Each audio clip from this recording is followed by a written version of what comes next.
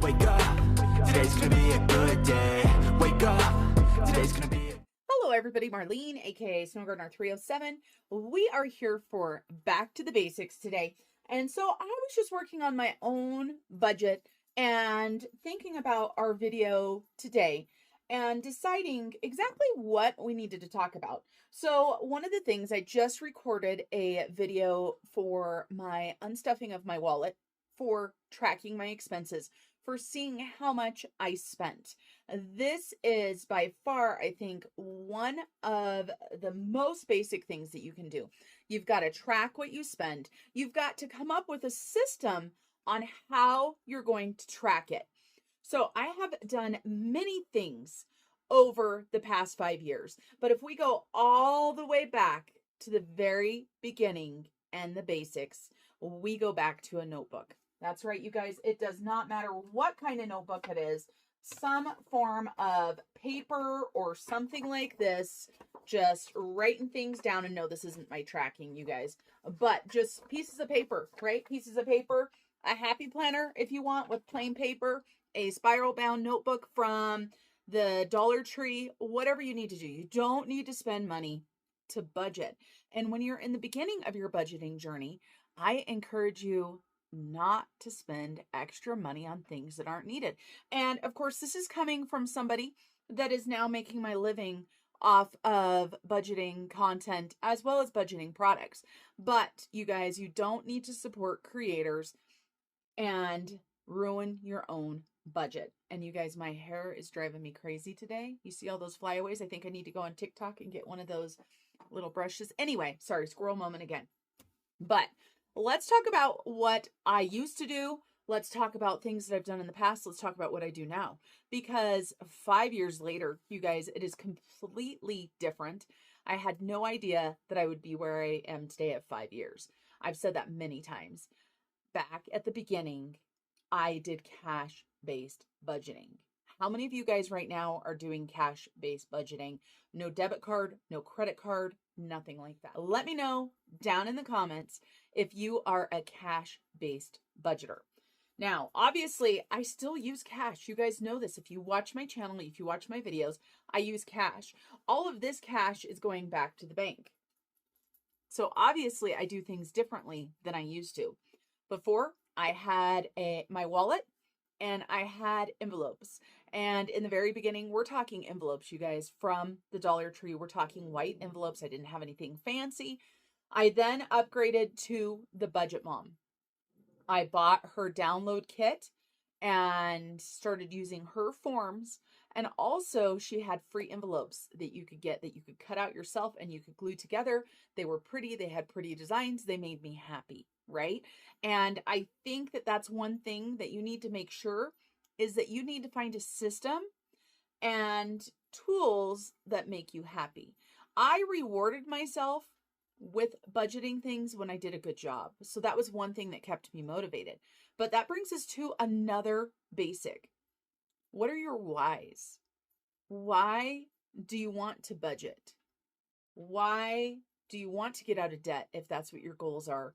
Why do you want to save for retirement? You really need to dig deep and figure out what your whys are. And it makes it a lot easier to stay on track with your budget when you do this.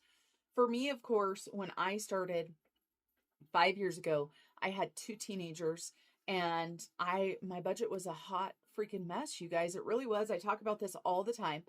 But me, myself, and I, from 2012 to 2020, and it was actually less than 8 years, it was like 7 years, 3 months, went from having 0 debt to having almost $50,000 in credit card debt.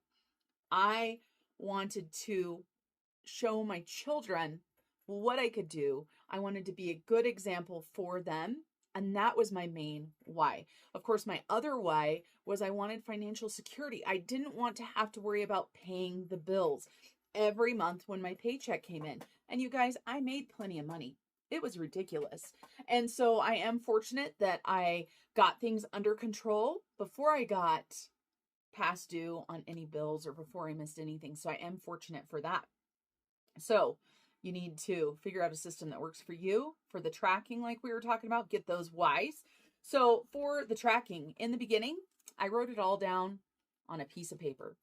I used cash though, right? So it's easier if you're just using cash. So if I've got $100 to go into the store, this is all I'm taking with me. I'm not taking my debit card. I'm not taking my credit card. I have got my list. I've got my pen and I've got my food list. And when I pull something off of the shelf, I am writing on the list how much it is. I'm weighing out the produce, trying to get a good educated guess. Like, okay, onions are 99 cents a pound. I've got 2 pounds. I'm just going to put $2 there, right? That type of stuff. And then before I go up to the cash register, I confirm I knew I had $100. I add up everything. You would see me standing off to the side somewhere in an aisle with my list and my phone and my calculator, adding everything up. And then I would have to look and go, I got $100 and I've got $108 worth of stuff here. What am I putting back? And yes, you guys, I did that for years because it helped keep me on track. Now, of course, for fuel, I did pay cash in the beginning, but what a pain in the butt that became. So what I started doing, so my wallet, I know some of you guys have seen it. If you haven't seen it, here's my wallet. I've got the dividers. It's what works best for me. I don't like the envelopes. I like the dividers. So I've got my dividers and I've got my car divider right here, car divider. And so say that I put $5 in fuel. That wouldn't get as much nowadays, but I just had a 5 sitting there. So if I put $5 in fuel, after I stopped going in to pay for it, I would use my debit or credit card. And this you have to be very careful with. And $5, then I would take the $5 and I would put it behind my bank tab. And then I would deposit it in the bank. And then at least once a week, I would make the payment. Now, I was only doing that for gas. So it was super easy. And where I live, I don't use a lot of gas unless I'm traveling out of town because my town is tiny, right? It takes me 2 minutes to get to the post office, 1.5 minutes to get to the grocery store. So it's not very long, but that is what worked for me. If you have no control with when it comes to credit cards, debit cards, and you are just swipe, been there, done that, so no judgment, I recommend that you don't do that at all. And of course, like I said, we are going all the way back to the basics. So how are you going to track your money? How are you going to keep track of your expenses? If you're using cash, I think it's way easier because once the cash is gone, the cash is gone. I tried to work with my daughter with this and tried to get her to do this. Unfortunately, she's doing her own thing, and that's how life is, right? We try to help others. We try to show others a way that worked for us, but they have to figure it out on their own. And so for me, for my spending money in the beginning, I didn't give myself any money. I really didn't, you guys. That's how focused I was. Now I give myself $40 a week of what I call guilt-free money. I can buy anything I want. I can do anything with it that I want. And I am not allowed to feel guilty. If I want to go buy a lottery ticket or however many and spend $40 a week for a lottery ticket, I can do that. I don't buy lottery tickets, even though, of course, I've seen all the hype about the lottery and I'm thinking maybe I need to. But I think it's Dave Ramsey that says the lottery is a poor man's retirement plan. And there are the dogs, you guys. They have to bark when I'm filming, right? The joys of having 3 Yorkies. I was just petting one of them right here. All right, let me go let them out. I'll be right back. All right, I let the dogs out. I also decided to move my sprinkler and got myself all wet. So if you see stuff on my shirt, it's just me. My jean shorts, I got drenched because I was too lazy to turn the water off. All right, so tracking. You have to find a system that works for you. What I do now, like I said, is way different than what I used to do. I still use cash. I'm still a cash-based budgeter, but technically what happens with most of my cash is it goes behind that bank divider in my wallet and goes back in the bank. And I am a sticky note queen who has sticky notes on everything. So if you look at my cash right here after filming the video I did, this says truck $98, and then it has another plus $160, $258 for the truck. And then right here, $263 for AA. American Airlines credit card is what I use 99% of the time. This is to get travel rewards. So that is now how I budget. But of course, I do have things that I keep track of. If you guys watch the shorts that I create, that's where that money came from. Then you will see me with my tracker. This is a new one that I've got, and it is the weekly check-in. And so, of course, I add everything up and it gives me my totals for my week. But in order to track my spending and be honest with myself, I do it in this sheet right here. So I write down everything I spent. So on Saturday the 30th, we went to the brewery, $47, and I put it under food, even though technically we cooked at home and we just met a couple of our friends at the brewery, had a couple drinks, and I was going to put it under fun, but because of other expenditures that I had for the week, I slid it under food instead. Because on Monday the 1st, right here, you see UW tickets. What that is that is tickets to the UW football game in Laramie tomorrow. That was $60. Fun for the week, I only had $25. So I took the $25 out of the fun and I put it to the back to go to the credit card. Because of course I can't pay cash to purchase football tickets. A lot of places, unfortunately, make cash-based budgeting a hard thing. For example, we just went to the Teddy Swims concert, and in order to buy a beverage of any sort, alcohol or non-alcohol, it was cash-free. You had to use a card. So our society, especially since after the pandemic, is not as friendly to cash. So you might have to make it work. But credit cards can be a very challenging aspect of your budget and of your life, quite honestly. So for the basics today, we went all the way back. We need to talk about tracking what we're spending. And of course, before you can set a realistic budget, you need to track how much you spend. Some people just pull these numbers out of their butt, honestly. That is what I did when I tried the Dave Ramsey system for the first time back when I had a couple toddlers. And I don't think they were both toddlers at that time. I think it was before Julia started kindergarten, though. So she was probably 4 or 5, and my kids are 2.5 years apart. I tried it, you guys. I had the cash. I had the envelopes in my purse, in my diaper bag, and I tried it, and I failed miserably. I would be overspend and I would be moving money from one envelope to the other, and it just wasn't working for me. Well, part of the problem is that especially for food, I was just like, okay, this is how much I want to spend on food. I'm not going to spend any more.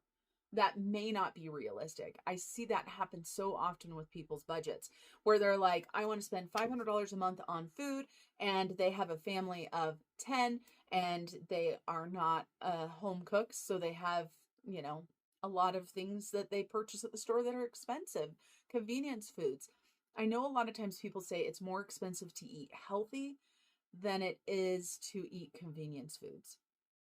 I have a hard time with this. I used to agree with people, but I have a hard time with this because if you are smart with what you buy and you meal plan and you shop the sales, then it's amazing the healthy food that you can get.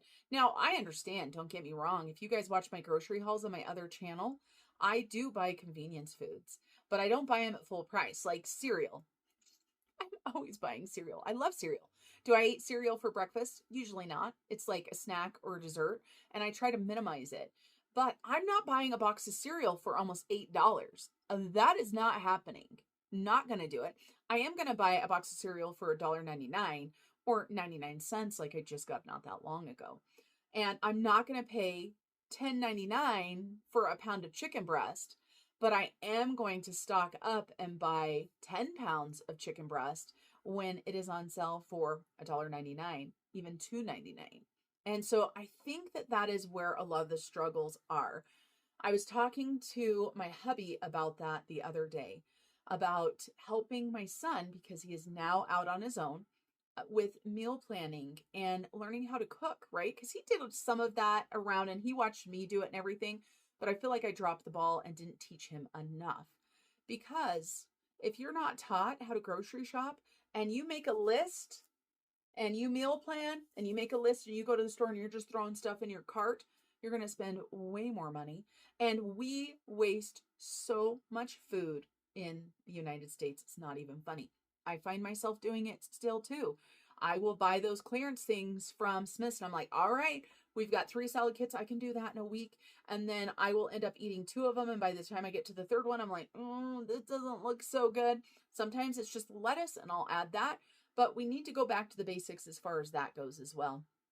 If you don't know how to meal plan, if you don't know how to shop on a budget, there are videos that teach you this. And so same with budgeting, you've got to go back to the basics. And I find that one of the expenses that people really have a hard time with is food, eating out, the convenience. Where I live, you guys, I can't DoorDash. I can't go grab a burger at McDonald's in the drive-thru. I can't go to Chick-fil-A. I'm so sad. I love Chick-fil-A. So that takes that aspect out of the equation. But for the younger generation who has gotten used to DoorDash, I don't even have to get off of my butt to go get my burger. It can be delivered to me. This, I think, is something that causes other people to struggle. And now let's talk about Sharla's budget.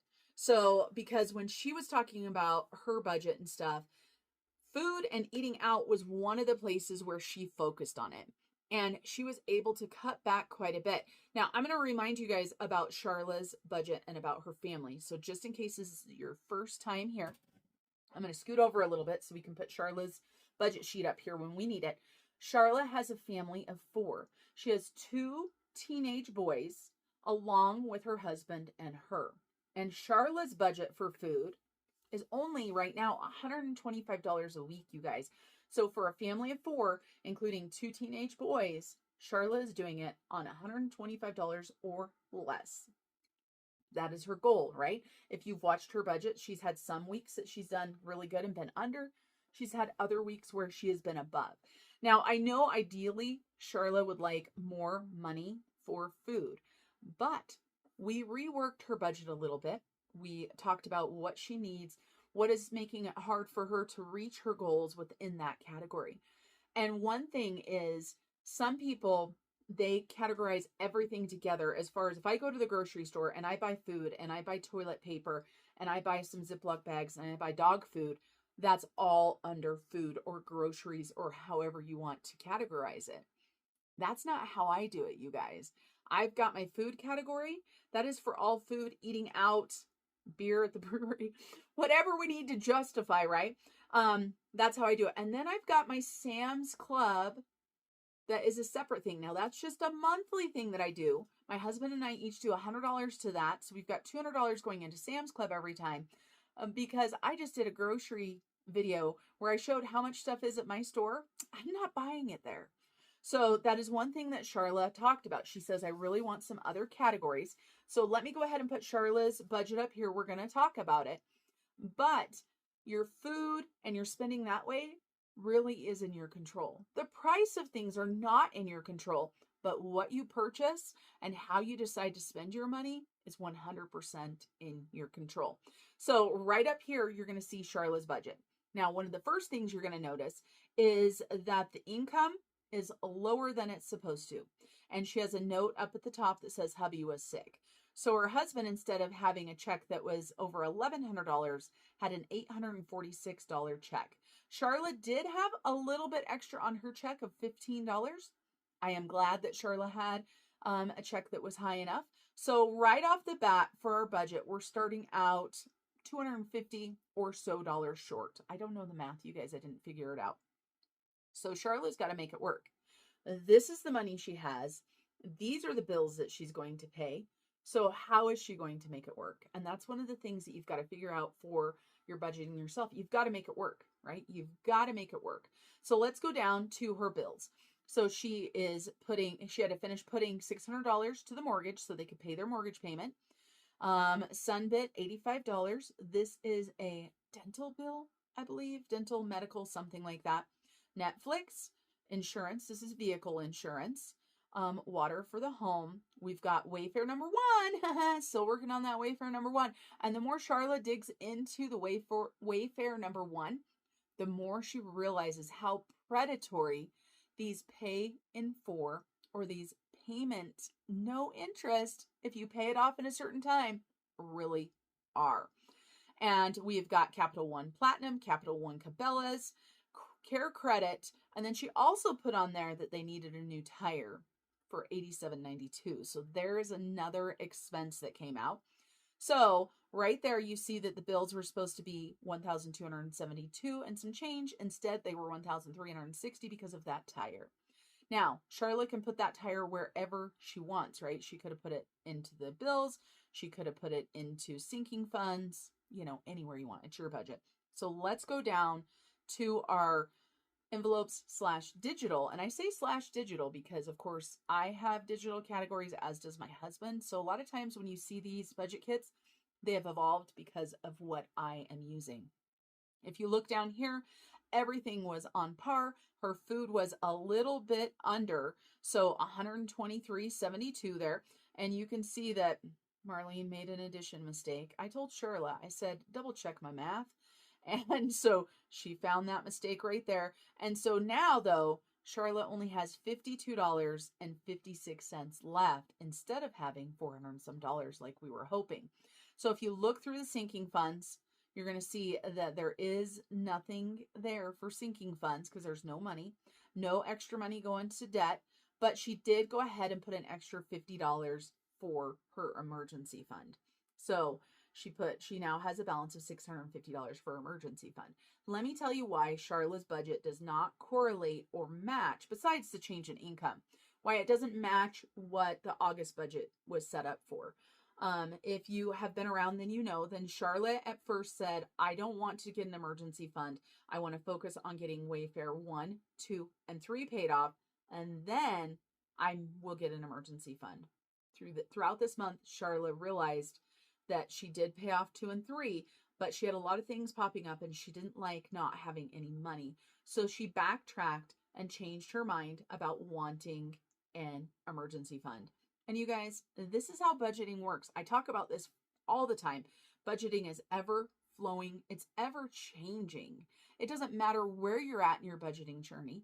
It's going to always change, whether you're just starting, whether you're 6 months in, whether you have a goal of retirement because you're not stupid like I was. I shouldn't say that, but I really feel like I was. I got myself into trouble by just swiping that card, right? And make bad choices, right? Instead of saying I'm stupid, I should just say I made bad choices. Life is about choices, everybody. And every choice has a consequence. It can be a good consequence or a bad consequence. I had some bad consequences because I decided to overspend. I put vacations on credit card. I put a ton of travel for my son's hockey, my daughter's swimming, band, all of that stuff on the card. When we would go out of town for the weekend, food, gas, hotel, everything, right? Shirt at, a special thing. Oh, you need a shirt? Okay, let's get you an $80 shirt that you're going to wear 6 times and then it's going to go to the thrift store where nobody wants it. But so where was I? I don't know. Squirrel moment, you guys. So you've got to figure out what's going to work for you, talking about the budget being evolving. And so Sharla has evolved. So I want to talk to you guys about what this next month is going to look like. So we're going to talk about September for Sharla. I'm going to go ahead and print up her budget plan, and we're going to show you a debt comparison. For this comparison, I've got the things printed off for me right here, but in order for you guys to see them, I am going to put them up here. And Sharla started her budget in July. So she has been on this budget for 2 full months at this point. And of course, as a reminder, when Sharla started, I have got her note right here. We've got a big stack of paperwork for Sharla. She was past due on her car. The note that I have here was $1,621 past due on her car. So that was 2 months car payments. She was also past due on her AT&T, which was her internet and her phones, and they were past due $1,599.40. I am so excited to share with you guys that one of the first things that I told Sharla that she needed to do was to contact these companies, whoever the financial institutions were, and work something out with them. I know that this was way outside of Sharla's comfort zone to do this, but luckily she took my advice. She worked with both of these companies and she made a payment plan. She figured out how she could make it work.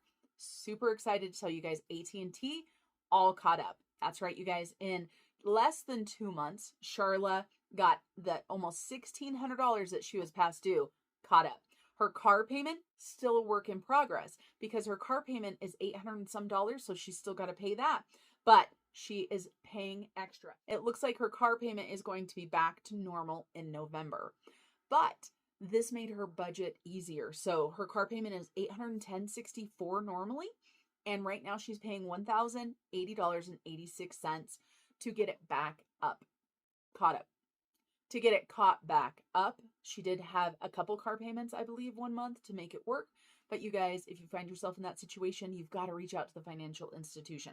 So she did that. Now, I'm going to show you guys the July budget plan right here.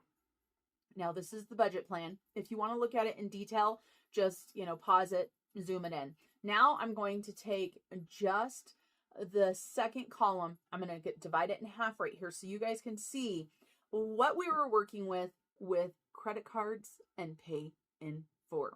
This took up the entire section. I had to redo a budget form for Sharla for credit cards / pay in full. This is where Sharla was. Sharla was so desperate that she was using pay in fulls to buy groceries. That's where she was, you guys. And luckily, like I said, I haven't been there, but I've been pretty desperate before. And so I am so happy that Sharla is making progress. Her family is all on board.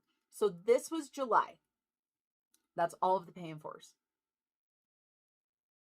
I'm leaving it there for you guys to see because Sharla was very overwhelmed. Okay, now let's move on over to our August. Oh, we got quite a few empty lines down there at the bottom.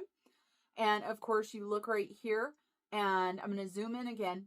And so you can see, still working on things, but there's stuff getting paid off because in August, they worked hard. In July, they worked hard. In August, they worked hard. So let's take a look and see where we're at for September. Look at that, you guys. The only pay in full that we've got left, and it's not even a pay in full, it's a pay every week, is the Wayfair number 1. Look at the progress, you guys. Absolutely amazing. So that is huge progress. I show you guys this because even though Sharla and her husband have had some short paychecks, they have got themselves back on track. Like I said, still working on getting caught up with the car. All the bills are getting paid on time. Not using the credit cards. Having an emergency fund. Right now we're at $650 for the emergency fund. And reassessing the spending. So let me go ahead and pull up the bottom section of a budget for this next month. Okay, this right here is her envelope / digital. I didn't print it. I've got it on the computer. So if you guys see me looking over there, that's what it is. You're going to notice there are a lot more categories here than what we saw in August. So we have got hubby, we've got groceries, we've got household, we've got pets. Household and pets are both 2 new categories. This is what I was talking about. Sharla was trying to do the $125 and include pet food for 4 cats and 2 dogs. Is that right, Sharla? And along with, toilet paper, deodorant, stuff like that. So we added those categories. Then you see there that we've got her son on there. We've got Sharla's spend. This is the first time Sharla has had spending money since she started the budgeting process. We've got haircuts. We've got gas. This is for Sharla's car. We've got entertainment, $20. This is for football games, stuff like that. And we've got a miscellaneous category for $10. You can see she's got so many categories over there that I did go ahead and squish them down. I could have redone the form, but I was like, we'll make it work. Now, some of these, I don't know if Sharla's actually keeping cash in an envelope for these. If these are truly cash categories, Sharla, let me know. Are you using cash for all of these? I'm sure everybody would want to know. So this is the new plan for this month. We are continuing to focus on the emergency fund. Sharla wants that baby emergency fund, that $1,000 that Dave Ramsey recommends that everybody says isn't enough. I'm not going to go into that because I go into it so often. And we're working on that. And then the next plan of action is for Wayfair number 1 to get paid off. Predatory, you guys. I encourage you to be careful with these pay in 4 plans. They are not all they're cracked up to be. If you can afford to buy something, just pay for it. This pay in 4, it just pulls people in. This Affirm, this, like all of them, right? Everywhere. I look on my credit card statement and some of my things say, this qualifies for pay in 4 after I've already used my credit card for it. And I'm like, why would I not just pay it off? So be careful with that, you guys. For your basics, if you have any questions about how to set up a budget or anything, make sure you let me know down below. If you are interested in some budgeting services, reach out to me. I do charge for my budgeting services, but I am always looking for people that I can give some free budgeting services too, because that is what I'm here for. I'm here to help others. I'm here to help others get out of situations similar to what I was in, similar to what Sharla's in. Let me know. I look forward to seeing you guys all on the next video. And I always want to remind you guys to keep on smiling. Thanks for joining me today, you guys, and I'll see you next time. Bye, everybody. Step 1, wake up early, gonna rise with the sun. Step 2, get some good, some food in you. Step 3, think real hard about what you wanna be. Step 4, everybody just do your thing. Wake up, today's gonna be a good day. Wake up, today's gonna be a good day. Wake up, today's gonna be a good day. Wake up, today's gonna be a good day. Wake up, today's gonna be a good day. Wake up, today's gonna be a good day. Wake up, today's gonna be a good day. Wake up, today's gonna be a good day. Yo, set your affirmations, aspirations. I got shit to do, the aftermath of preparation.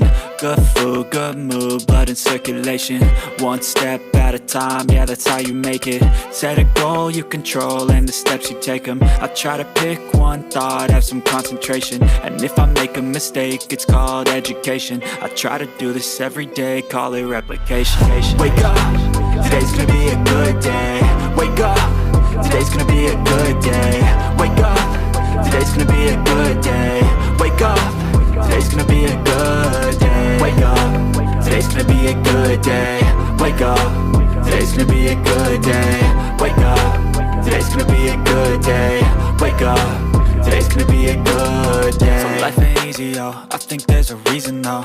Ups and downs, just like every different season, yo. Sometimes I'm high, other times I'm barely breathing, though. I always gotta fight and hide from the demons, yo. Negative thoughts are poison, they rot. Head full of flies, so here come the clouds. They'll never stop unless I can swap all the bad for the good in my head when I'm lost.